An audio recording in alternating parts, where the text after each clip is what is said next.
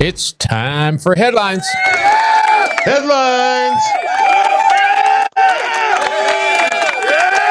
All right. Tone down over there. We hear you. I'm glad you let them out, RJ. I thought they were punished long enough. Yeah, they were out of commission for a little while because when I smoke my little medical marijuana, sometimes I come tinker with things, and that's not a good thing. I thought you were trying to break them. I thought maybe they weren't doing what you told them. Hey, you never know what the hell's going on, right? All right, here's what we got. Ladies and gentlemen, I think this is new news to you. I have a video coming out about this next week, but we'll just give this to you. Here you go, Ryan, take it. Body cam shows bizarre post-arrest behavior of teen who killed boyfriend by intentionally driving 100 miles per hour into wall. I remember this. Did we cover this? No, but I remember this is... Look at the car accident. It's horrible. When did this happen? Because the same thing happened last year at some time. Oh, this is January 13th. This just happened, brother. Oh, my gosh. So, okay. No, I'm sorry. This happened. You're right. This happened in 2023. This is a follow-up by Casey Baker. I think it's Google. Yeah. But what's going on now is she was convicted of killing her boyfriend. So I guess that's the news. There's a little bit more down here if you want to go into it. New body cam footage shows the surprising behavior of an Ohio teen convicted of intentionally crashing her car into a wall at 100 miles per hour and killing two at the moment of her arrest. In the early morning hours of July 31st, 2022, Mackenzie Shirilla, then 17, was captured on surveillance footage driving in Strongville at 100 miles per hour before crashing her 2018 Toyota Camry into a brick building. Jesus. Shrilla, who had marijuana and THC. Oh, this guy is a very bad writer. I've already had a problem with a couple of things he said. Go ahead. Marijuana and THC. Yeah, that's terrific. So the first thing he said here is crashing her car into a wall at 100 miles an hour and killing two at the moment of her arrest. That makes no sense at all. Mm-hmm. And then she goes into she had marijuana and THC in her system. Pretty much the same thing there. Who is this writer? Jesus Christ, who is he? Casey? I don't know. I'm in the wrong racket. Anybody can be a writer these days. I guess. Apparently they can. Unbelievable. Not like when I was coming up. She was literally hell on wheels when she turned down a particular road in Corporate Park, Cuyahoga. That's Chicago, folks. As People previously reported, that's People magazine, the crash killed her boyfriend, Dominic, 20 years old, who was riding in the passenger seat, and a friend, Davion Flanagan, who was sitting in the back. They were found dead at the scene, and she was nowhere to be found. So she will not be getting out. I guess her sentencing is going to be next week. We'll follow up on that, folks. Okay. What was she? Was she convicted of first degree, second degree? Second degree murder, 2 counts. That's enough to hold her ass. Boy, talk about a vindictive bitch, huh? I mean, yeah, you ruin your whole damn life over what? For what? Probably talking to another girl. I don't know. Who knows? Yeah. All right. What do we got here? Oh, this is crazy news, man. Guys, this is insane. Okay. I've never heard of this in my entire life. If you guys have, put it down in the comments below. More than 100, Brian, volcanoes that lie beneath the surface of the West Antarctica ice sheet are very vulnerable all of a sudden to collapse. 100 volcanoes. The position atop an active volcano is concerning people, and they are warning that climate change, everything's climate change, caused the ice sheet to melt, which is driving increased volcanic activity. Oh my. This in turn, Ryan, they say allows magma chambers deep within the continent to expand, which speeds up the processes that lead to an eruption. When volcanoes erupt, this drives the melting of the surfaces. We all know that. Basics, science.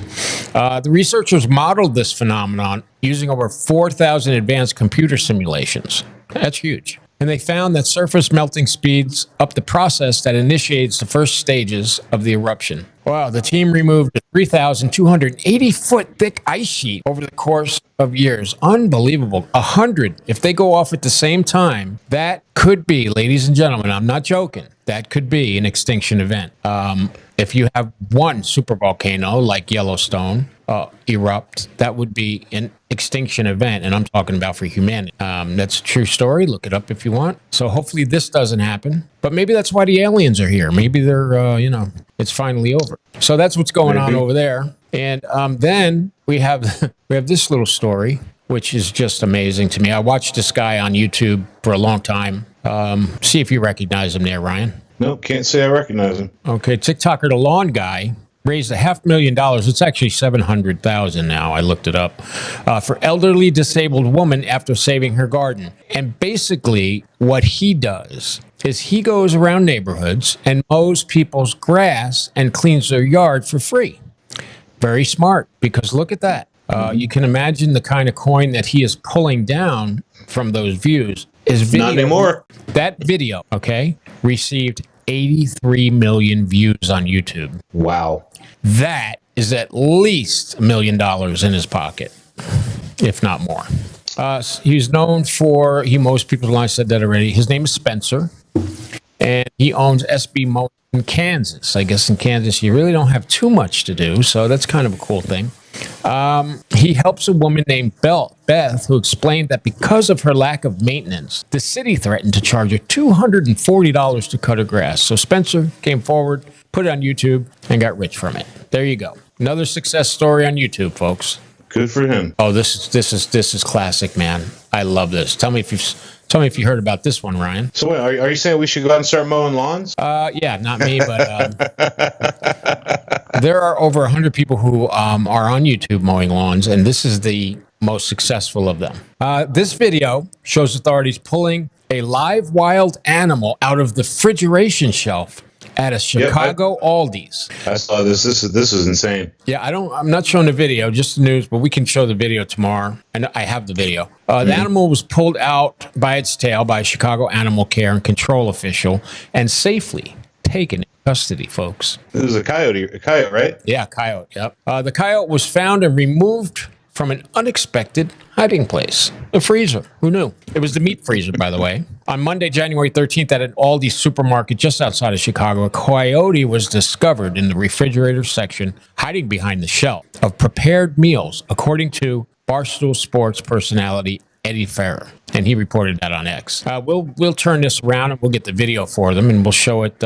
If maybe not tomorrow, because tomorrow we have a very long show. We have the UFO show, and then we have the actual disclosure that's happening at 8 o'clock prime time. Now, this is something, and you always ask me why I hate Hollywood so much now, Ryan, and this is a big part of it. Let me show you. So this guy's a lot skinnier, but he became a very big and sudden star back when he was in, I think it was Blood Diamonds, if I remember correctly, and he was also in that slave movie. That one I just can't remember. But anyway, he claims that he Amistad? Amistad, that's it. Yeah, thank you. He claims he is definitely underpaid after starring in numerous blockbusters. He was huge in Hollywood. His name is Jiman Hunsu. He's opening up about how he's struggling financially, folks, after spending 30 years in the movie business. And That's I'll tell insane. you why that happens at the end. The actor recently sat down with Larry Madow in an interview with CNN, where the journalist asked him if African representation has changed since he first started his career. And he says, quote, "Yes, quite a bit has changed." He added that when I came out with Amistad, I was nominated for a Golden Globe, but that they ignored me for the Oscars, talking about the fact that they thought that I had just come off the boat and off the streets where Steven Spielberg used me for his film. This is where it really gets great. I mean, this just makes me sick. He noted that while he was in successful films, very successful, hundreds of millions of dollars, folks, he didn't feel like he was an actor for whom anyone should pay respect to because of his pay. Over the years, he starred in things like Gladiator, Captain Marvel, Charlie's Angels, Blood Diamond, A Quiet Place. I love those. Both those movies are awesome. All three of those. A Quiet Place, 1, 2, and 3. Awesome movies. Check them out on Netflix. He's also been nominated for 2 Oscars.